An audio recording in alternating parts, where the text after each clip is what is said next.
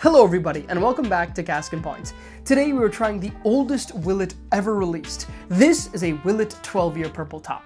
So I've done a few reviews already on Willett Purple Tops. I really enjoy them. I think some of the best Willett Purple Tops can be really some of the best whiskey on the market. You just really need to narrow in what you're looking for because they are single barrels, and so some of them can be absolutely and utterly amazing, others pretty suboptimal, really just not particularly enjoyable for their pretty insane suggested retail price of usually at least $300 a bottle, and so you really have to be particular. But today I'm excited because we're trying the oldest Willett distillate that's ever been released.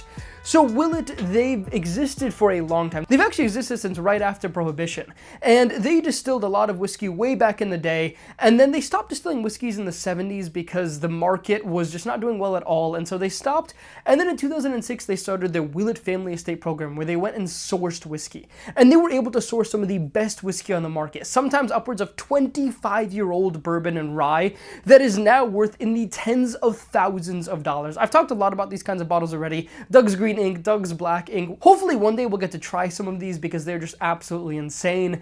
But that was a lot of the Willett sourced era.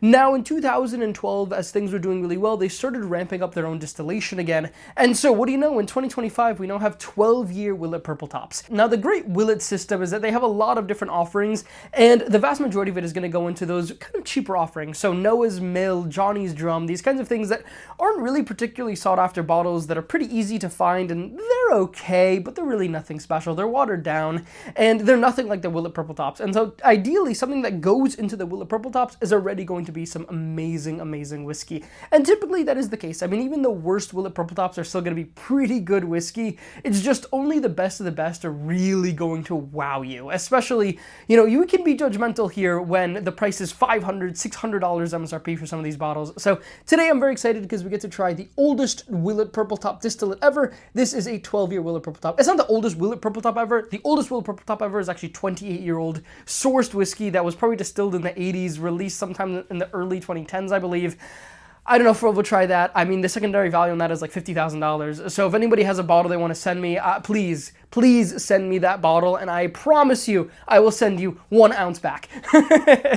But anyways, let's get into this here. So we are going to warm up a little with some 11-year Willett Purple Top. This is actually one of my favorite Willett Purple Tops. This is called Federal Hill. It's barrel number 3043, and it's 137.4 proof. It's original mash bill. There are a few different mash bills. I'll put the information on your screen now. They have original, they have wheated, they have high rye, and they have high corn. This is original, and the 12-year actually is going to be high corn, so that's going to be fun.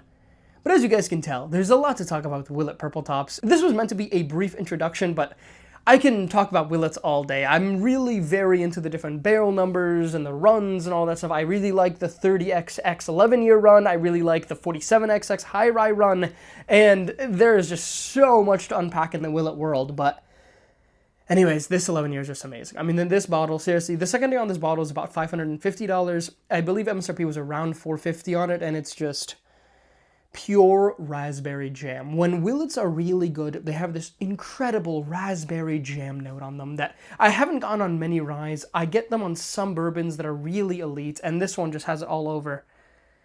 But there's still a lot of rich oak to it, and there's a lot of potency on it as well, some good vanilla on it. A little bit of herbs, like, you know, Willett is just a typically more herbal, floral kind of whiskey, and it's still there on the Purple Tops. It's very refined and very well done. And then usually a ton of sweetness to really overpower any kind of negative effects that I would have out of that herbal floralness. Now, this is great whiskey. Let's take a sip.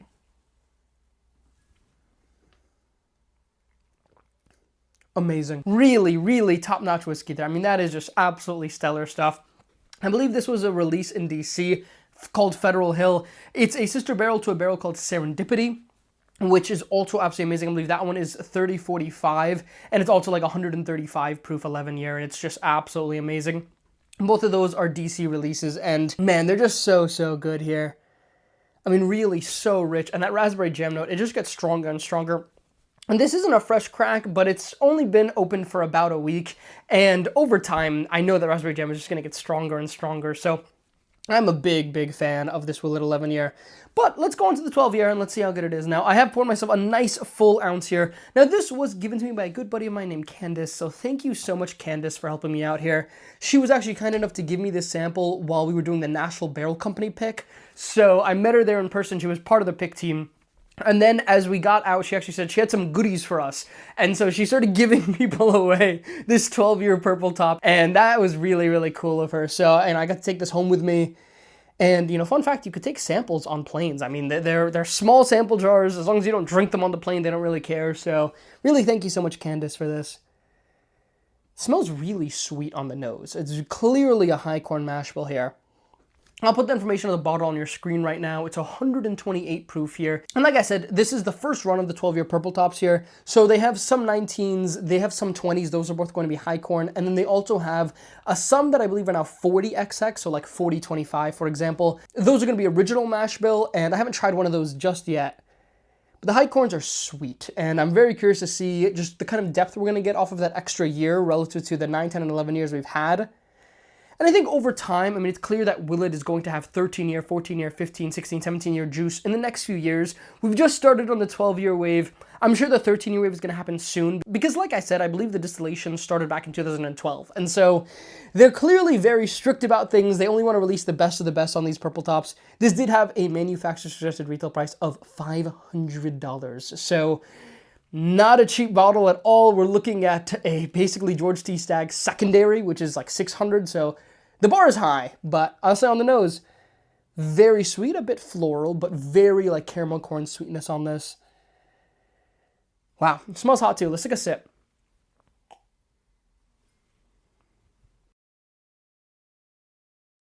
Wow, that's really nice. That is really nice.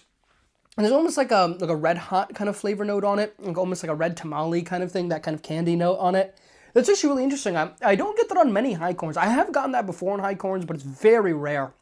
It's actually a very pleasant note on it. Wow, that's really enjoyable here. Actually a lot better than I was expecting. I don't typically like high corn, and really I think, you know, you should go for the original mash. You should go for the high rye mash if you can. High rye is definitely by far the rarest, and so yeah, I mean, typically high corn is something to stay away from, but that first sip was very enjoyable. Now, is it worth $500? Probably not. We'll see, but yeah, $500 is tough for any bottle of whiskey, and I'm not really expecting many bottles to be worth that. That is actually pretty close to worth it for me. I mean, that bottle's amazing, but this is still very good. I don't know, let's take a second sip here.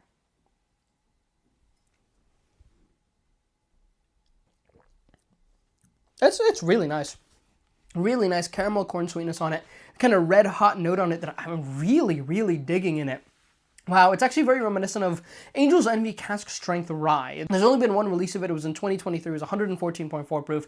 That release has a hot tamale note on it that I consider to be very unique. And I don't really get that on many Willett Purple Tops at all. I typically get more of like a raspberry jam note when I'm really enjoying it. That has that red tamale note on it. That's really nice. Wow. Again, $500 is tough.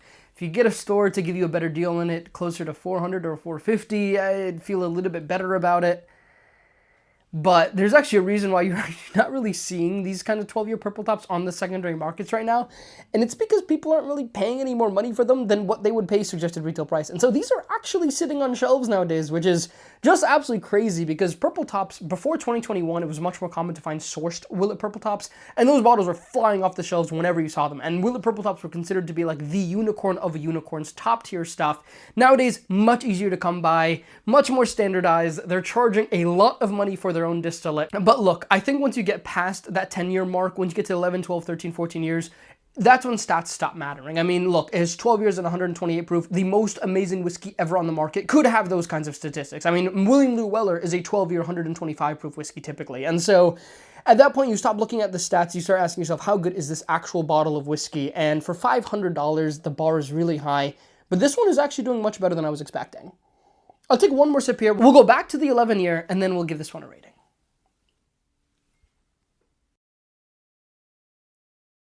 Really good. It's really good. Really smooth, really sweet. Pure caramel, pure like real sweet corn on it. like really, really nice, like a caramelized popcorn almost note on it. But then you have that red tamale note that's real funky. It's not particularly oaky, like it's not really drinking like a 12-year in the oak profile, but it certainly has that kind of depth of the sweetness of it that I would actually associate with a 12-year. So no, I'm really, really satisfied with that. I'm quite surprised. I don't typically like high corns, but that whiskey's good. But let's go back to this 11-year. Ah, that raspberry jam is so much fun. And you could clearly smell the rye in this, even though it's original mash. So there isn't a ton of rye on it. It's not the high rye mash bill. There is still some rye. And yeah, you can tell there is definitely more rye forward than the high corn there. Let's take this final sip here.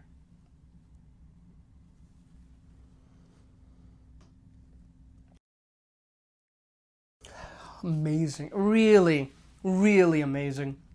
8.8. I think it's really the kind of best tier of Willett's that I've had. That real pure raspberry jam sweetness on it, marmalade on it. I mean, it's just so, so good. And it's in the backdrop of a nice, rich oakiness to it. A really, really nice spice profile to it. Kind of floral oak to it. No, that's a special bottle. I mean, that is really, really an amazing bottle of whiskey. If you find them for $500, I don't like to say that many bottles are worth that, but when I say a bottle is worth that, I like to mean it, and that is a special pour of whiskey. But this high corn is good, so let's go back to this high corn here. Let's give it a rating. I'm not expecting it to be 8.8, but it's definitely in the 8s. For sure, it's in the 8s. Let's see.